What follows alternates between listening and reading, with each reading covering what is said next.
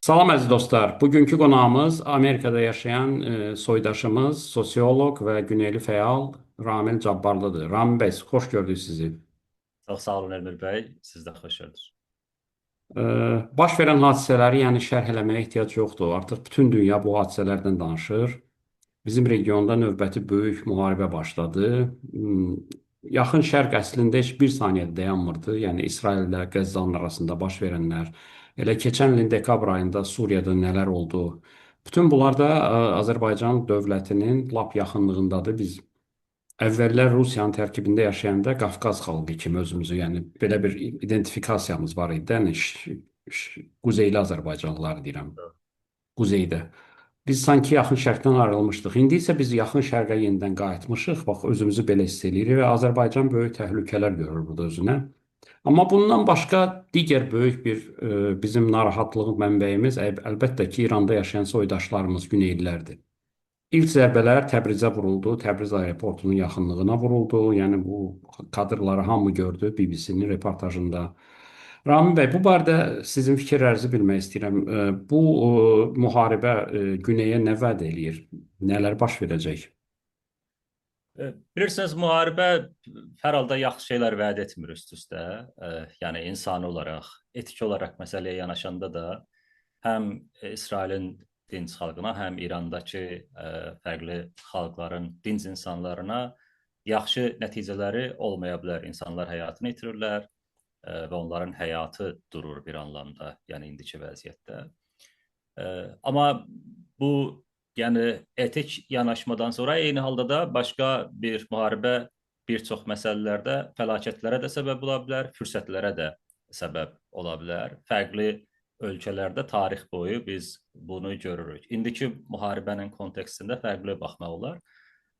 Amma etnik azlıqlar baxımından, siyasi baxımdan, yəni say olaraq azlığı mən işlətmirəm, siyasi baxımdan iqtidarda olmayan etnikləri deyirəm.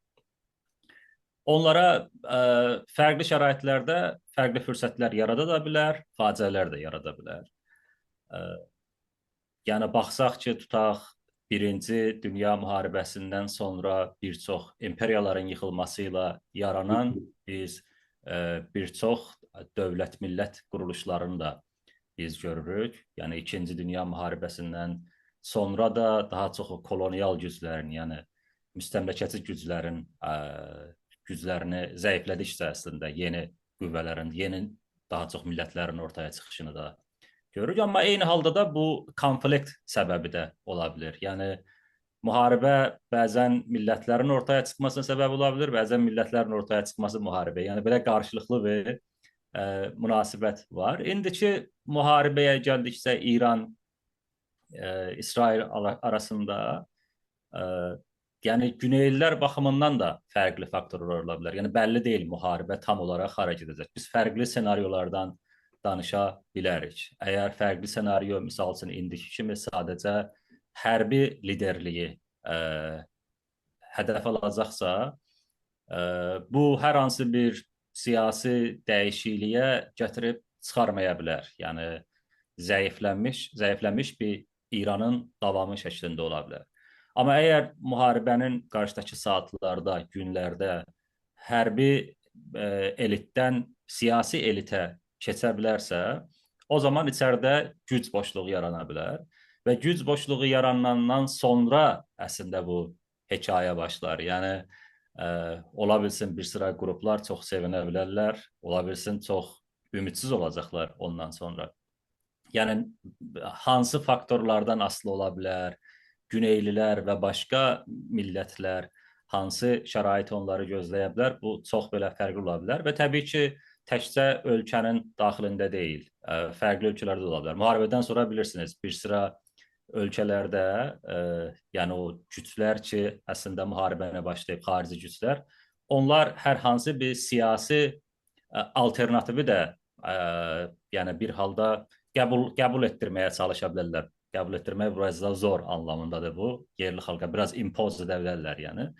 İsraildə də onun izləri görünür. Yəni tutaq İranın daha çox monarxist rejimə qayıtmasına bir işartıları var burada. Çünki həm Netanyahunun özünün görüşməsi, tutaq Rıza Pəhləvi ilə keçmiş İran Şahı Məhəmməd Rza Şah Pəhləvinin oğlu ilə görüşü, nazirlərinin görüşü var. Biz bilmirik ki, nə anlamda bu dəstək anlamındadır onlara və ya dəstək anlamda deyil. Amma əgər elə bir senaryo varsa, bu senaryo siyasi rejim yıxılarsa, bu daxili savaş deməlidir. Çünki daxili savaş nə şəraitlərdə baş verir? O şəraitlərdə ki, siyasi eliti oradakı elit olmayan, yəni xalqlar, millətlər özünün təmsilçisi olaraq görmür və ondan sonra əslində bu etiraz olaraq, silahlı etiraz olaraq və ya başqa etirazlar olaraq ölkədə qarşıdurma baş verə bilər.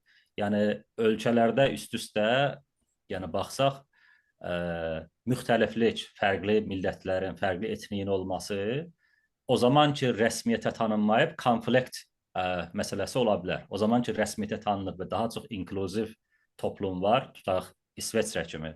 O zaman konflikt qaynağı deyil bu müxtəliflik.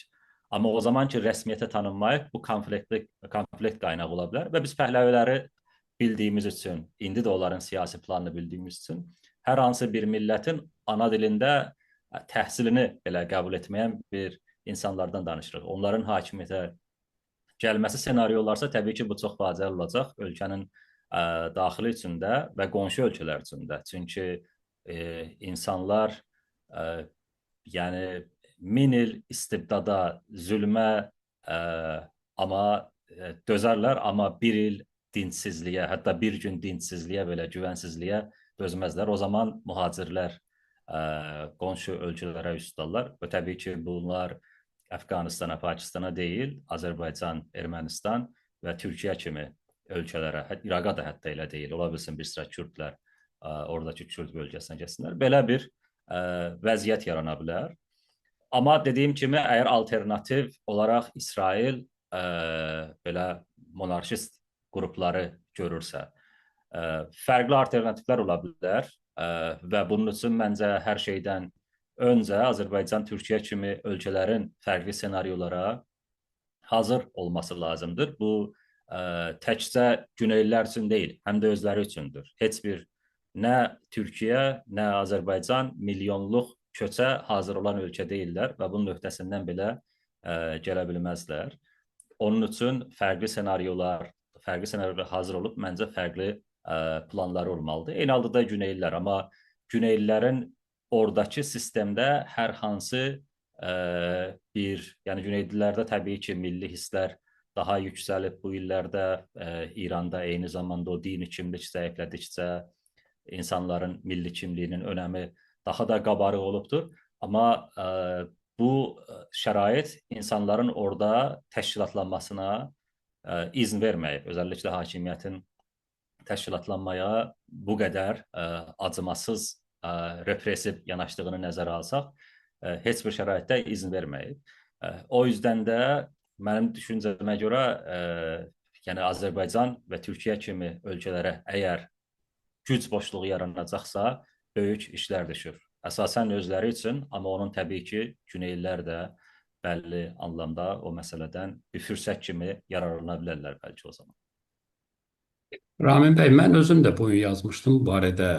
Yəni əslində doğrudan da belədir. Biz tarixə baxsaq görəcəyik ki, məhz belə baş verib. İstənilən müharibə, hətta kiçik müharibə, lokal belə konflikti demirəm, müharibələr istənilən halda reallığı dəyişir. Geosiyasi reallığı, iqtisadi reallığı, logistik reallığı, sərhədləri bəzən dəyişir. Çox hallarda köklü dəyişikliklər gətirir. Siz Birinci Dünya müharibəsi dediniz, xatırladıram da dinləyicilərimizə, hamımız bilirik bu tarixi.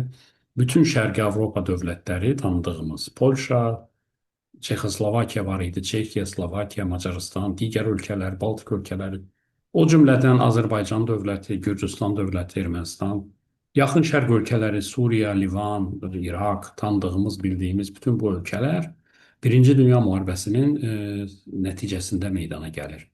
İkinci Dünya müharibəsi ümumiyyətlə dünya kolonial sisteminin çökürüşdürülməsinə, böyük bir demontajına gətirir. Hindistan kimi bir ölkə fövqəli dövlətdir indi.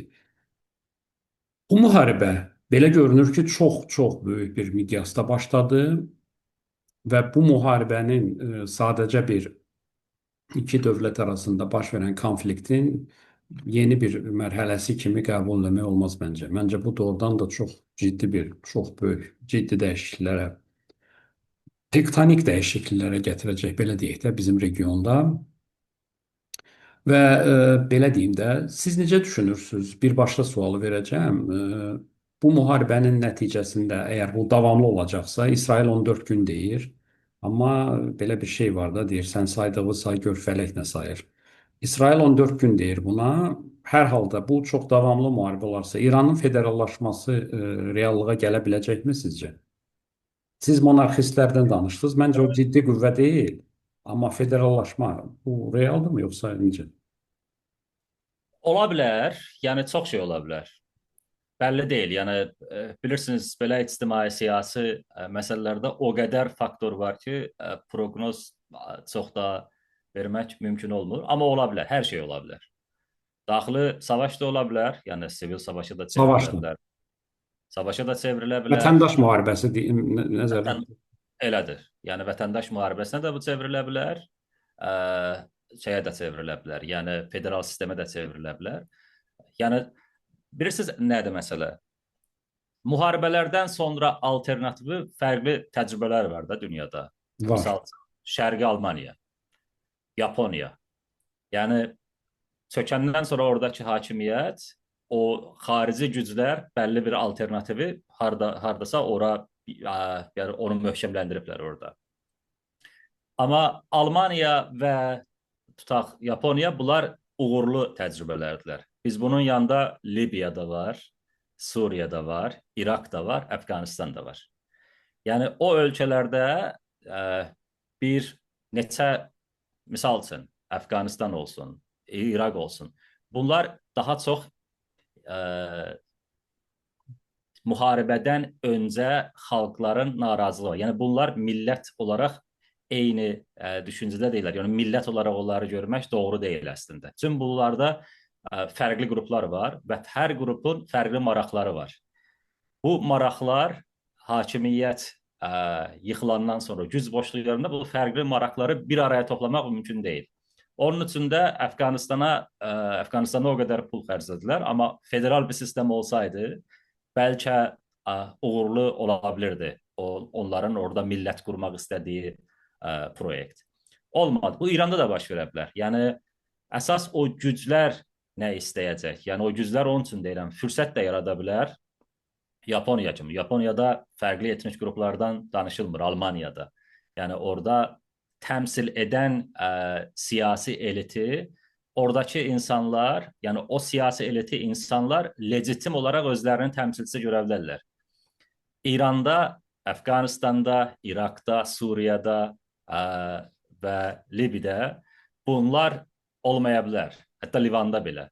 Yəni əsas problem daha öncə var olan narazılıqlardılar və o narazılıqlar nələrə səbəb olur? Əsasən yəni o legitimlik əsasdır. İnsanlar o hakim insanları, siyasi eliti legitim olaraq görməyəcəklərsə, bu müharibəyə baş verir. Onun üçün deyirəm ki, milli hisslər bəzən müharibədən sonra milli hisslər yeni ölkələrin quruluşuna səbəb ola bilər, bəzən yeni ölkələrin quruluşuna deyil, daha artıq müharibələrə, yəni vətəndaş müharibəsinə, iç savaşlara səbəb ola bilər. Bu alternativ baş verə bilər. Onun üçün deyirəm ki, o alternativ baş verəcəksə və xaricdə olan qüvvələr belə bir uyğun olmayan alternativləri oradakı millətlərə təqdim edəcəklərsə, o zaman məncə qaçınılmazdır. Bundan qaçmaq yoluna məncə tapmaq lazım. Misal üçün, Azərbaycanlılar əgər elə bir məsələ baş verəcəksə, bu nə Azərbaycan Cumhuriyyəti üçün yaxşı olacaq, Respublikası üçün, nə Türkiyə üçün. Çünki orada dinc yaşaya bilməyəcəksə insanlar yaxın bildikləri yerə edəcəklər və üst tutacaqlar Azərbaycana, Türkiyəyə və sərhəddə yaxın olduğu üçün Ermənistana belə. O yüzden də elə bir senaryolara məncə Azərbaycan Respublikası da, Türkiyə də indidən hazır olmalıdır. Hazır deyilsə, məncə yaxşı şeylər gözləyə bilmərik biz oradan. Çünki ölkədə də dediyim kimi, ölkədə də o quruluşlar da yoxdur. Yəni sivil quruluşların yaranmasına izin verilməyib uzun illər. Doğrudur, yəni bir sıra kiçik liderlərdən bəhs etmək olar, amma o liderlər arasında da problem ola bilər. Yəni o zaman elə bir şey baş verəcəksə, təbii ki, Azərbaycan və Türkiyə kimi ölkələr yəni beynəlxalq quruluşları da qane edərək o zaman ən azı mühacirlərin orada gəlib ölkələrinə ziyan vurmaması adı ilə olmuş olsun belə, yəni azı qarşısını almaq üçün olsun belə, içəridə dinc məkan yarada bilərlər, yəni güneyin içində. Yəni bunun haqqında məncə düşünmək lazım və ya hətta bu müharibədə qarşı tərəflərlə də və ya Amerika ilə, İsraillə müzakirələr etmək lazım ki, bu alternativ planınız varsa, bu planlar bura üçün uyğun deyil. Yəni o planın belə məntiqsizliyini belə anlatmaq lazım ki, müharibənin ziyanlarından bu ölkələr də, Güney də və eyni halda başqa millətlər də daha az ziyan görsünlər. Və ya fürsət yaranacaqsa belə o fürsət daha uyğun fürsət olsun hamı üçün. Bu təkcə Güney Azərbaycanlılar üçün deyil, başqa millətlər də eyni çətinliklərlə üzləşə bilərlər, yanlış alternativ olarsa və fürsətə çevrilə bilər əgər bu alternativ doğru bir alternativ olarsa. Bilirsiniz, bax, İsrail mənbələri, İsrailin adını çəkdiniz.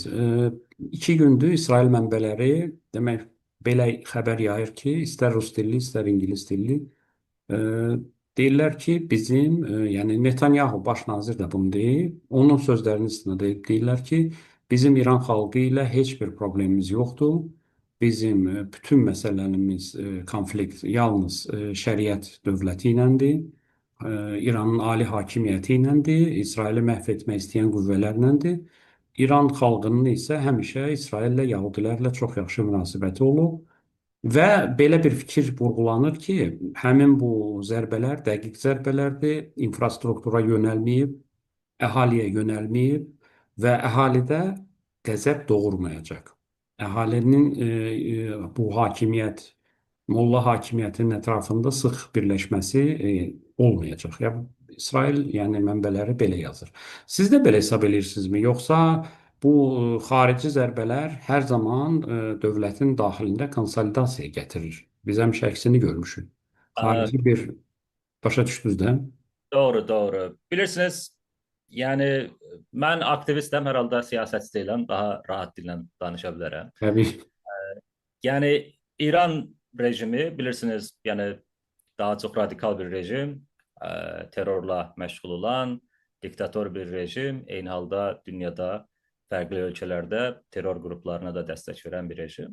Biz qarşı tərəfdə də, yəni İsveçrənin siyasi eliti ilə qarşı-qarşıya deyilik. Yəni çox rahatcasına soyqırım törədə bilən bir rejimlə də qarşı-qarşıyayıq qarşı tərəfdə. Yəni o ritoriki bütün müharibələrdə biz görə bilərik. Yəni bu eyni halda həm informasiya müharibəsidir, həm də oradakı xalqların hakimiyyətlə arasında olan çatı bildikləri üçün elə düşünürlər ki, bizim marağımızadır o çat qorunsun. Ona görə hətta son etirazlarda qadın yaşam azadlıq kimi şüarları belə Netanyahu səsləndirir danışıqlarında. Amma eyni halda da hücum edəndə Təbrizdə də, Tehranda da orada yəni, təbii ki, istəyir ki, rejimin hərbi mərkəzlərini vursun. Amma insanlar da, yəni dinc insanlar da Təbii ki. öldürülür. Təəssüf ki.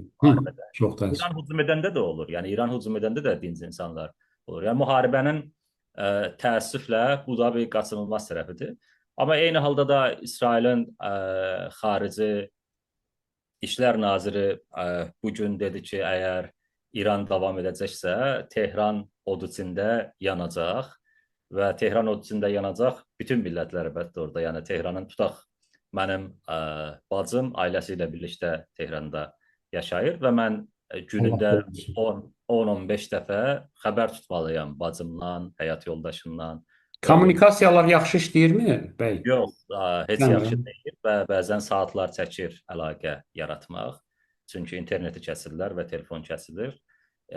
Yəni orada bütün insanlar yaşayır və dinc insanlar öldürülür də.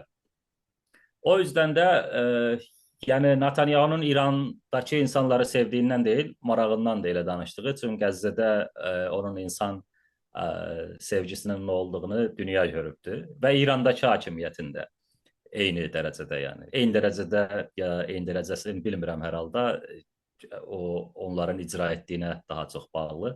Amma Yox, hər mən halda burada tərəf tutmuram. Bizim üçün ən vacibi Azərbaycanın təhlükəsizliyi, bir də güneyli qardaşlarımızın, bacılarımızın anlayıram. buradakı Amma taleyidir. Biz, vəziyyət deyirəm sadəcə. Yəni bu siz dediyi məs tərəf tutmaq deyil. Başa düşürəm. Məsələ bundan ibarətdir ki, hazırda belə deyək də, e, bu tipli rejimlər indi böyük bir müqəddəs müharibə elan edə bilərlər. Necə ki olmuşdu, İran-İraq müharibəsi də olmuşdu. Və orada bizim külli miqdarda soydaşımız həlak oldu da. 8 illik müharibədə bilirsiniz neçə milyon insan məhv edildi.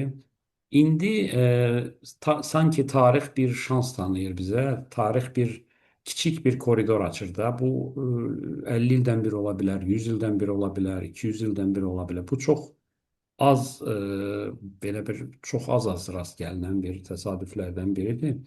Yəni sadəcə bizə maraqlıdır ki, siz necə düşünürsünüz? Güney toplumu indi, güneydəki toplum indi necə bir psixoloji durumdadır? Əlbəttə biz futbol maçlarında traktorun oyunlarını gördük, amma mənə elə gəlir ki, bu güneyin böyük hissəsi deyil. Azərbaycanda belə bir mif var ki, Güneylilərin hamısı sanki müstəqil dövlət istəyir, özünü sırf Azərbaycanlı kimi identifikasiya eləyir. E, Mənə elə gəlir ki, bu belə deyil. Mənə elə gəlir ki, Güneylilərin böyük hissəsi özünü İranlı kimi görür. Yoxsa mən səhv eləyirəm. İranlı Bilirsiniz, identifikasiyası var. yəni Güneylilərdən danışanda məncə üç kateqoriyaya onları bölmək mümkün. Hətta İran hakimiyyətində olan Güneyliləri də Təbii, təbii, təbii, təbii.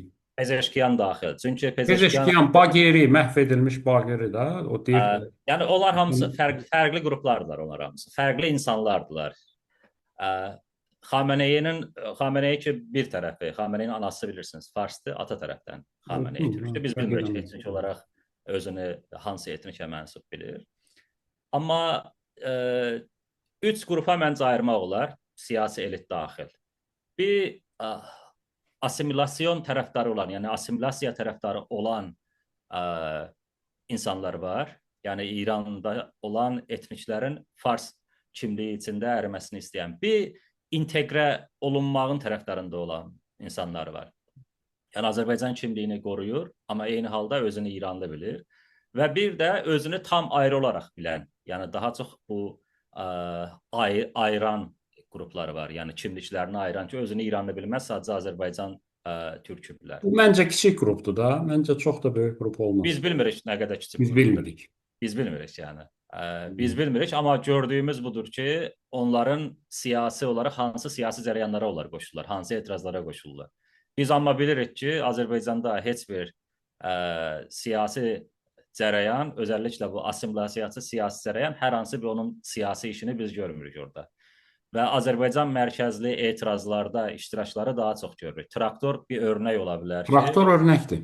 bir örnək ola bilər ki, görək onlar hansı kimdir. Ən azı bilirik ki, Azərbaycanlılar ya öz kimliklərini ayırmışlar İran kimliyindən, ya öz kimliklərini qoruyaraq İran kimliyi içərisində var olmaq istəyirlər. Yəni bu iki güc var. Amma o biri faktorlar çox zəifdir, Azərbaycanda sevilməzlər. Yəni o qruplar ki, özlərini daha çox İran kimliyi altında əritmək istəyirlər. Biz onları görmürük.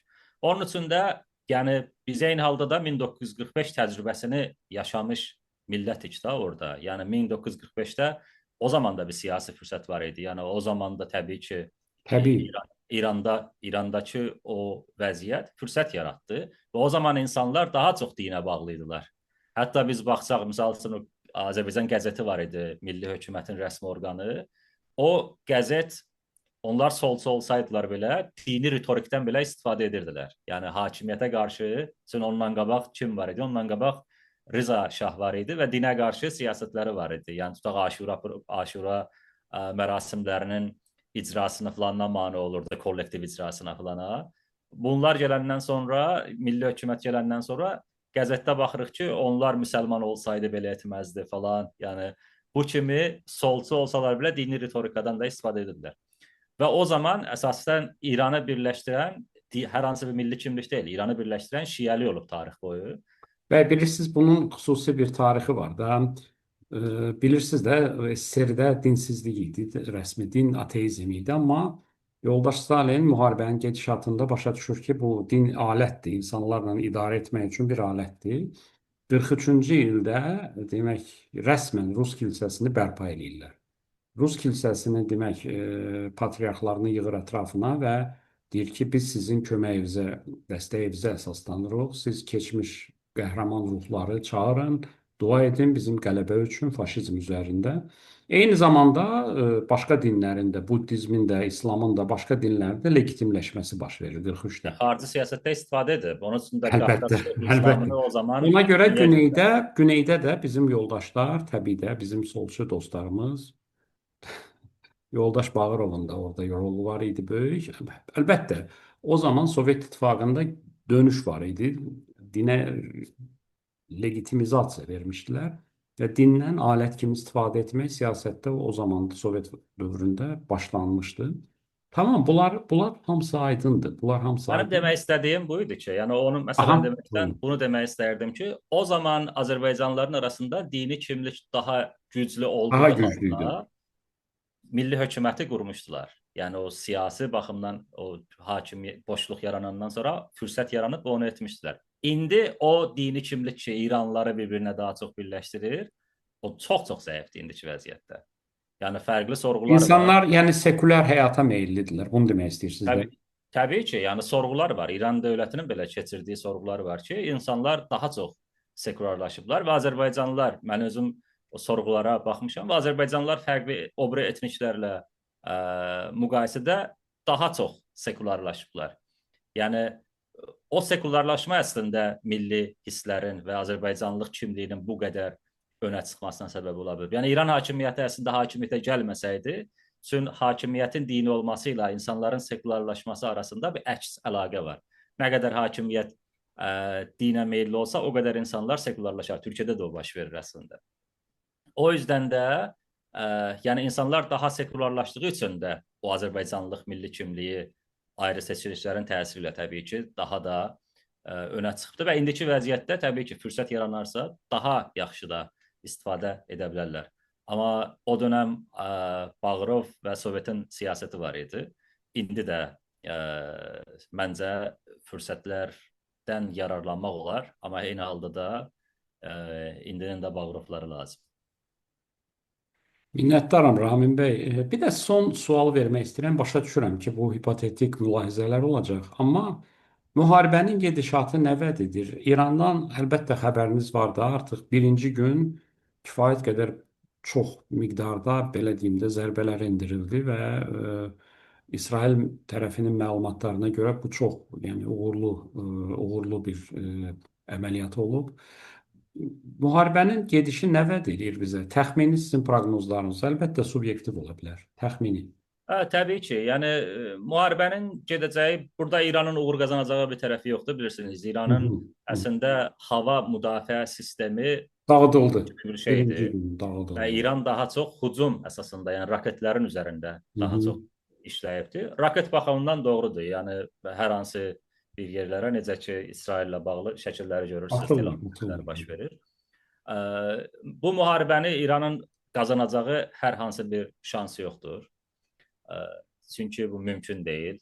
İsrail həm özü texnoloji olaraq daha güclüdür, həm də İsraili dəstəkləyənlər olduqca güclüdür.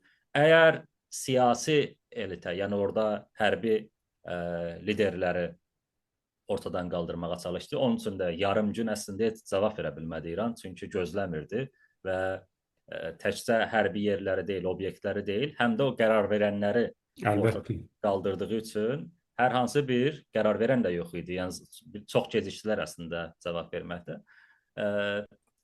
Amma bunu da nəzərə almaq lazım ki, bütün rejimlərə hər şeydən önəmli o rejimlərin qalmasıdır. Yəni indi də cavab versə də çalışacaqlar ki, qalsınlar. İndi İsrail əgər qarşıdakı hədəfləri siyasi elit olacaqsa, onda tam fərqli bir gələcək gözləyə bilər və ondan sonra əslində o senaryolar başlayır ki, hansı faktorlar daha çox rol oynaya bilər və hansı faktorlarda oradakı millətlər və başqa belə yəni xalqlar daha fərqli şəraitlə qarşılaşa bilərlər.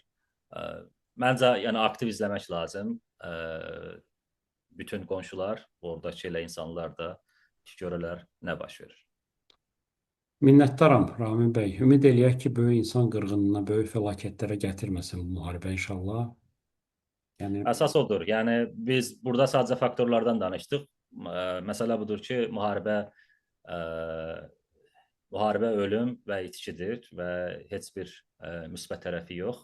Amma bir ictimai siyasi faktor olaraq təbii ki, biz ondan bəhs etdik burada. Yoxsa heç bir halda müharibə arzu olunan bir şey deyil. əsla. Çox sağ olun. Minnətdaram sizə söhbət üçün. Biz bu mövzunu diqqətdə saxlayacağıq. Regionda qlobal tektonik dəyişikliklər baş verəcək, şübhəsiz ki.